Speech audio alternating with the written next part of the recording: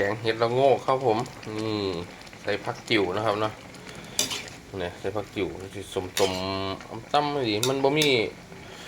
ผักเคยนั่นก่อนที่มีหนาวเกินผักอหย่างวะผักสมปล่อยใส่ผักจิ๋วครับนี่เสร็จแล้วผักอีตูลงไปครับใส่ผักอีตูแล้วหอมๆกินได้เลยครับเนี่ย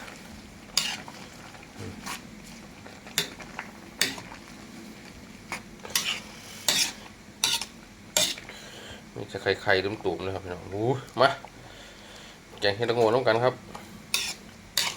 ปีละเทื่อ2 เทื่อตามฤดูกาลครับผมคักเลยหมดเนี่ย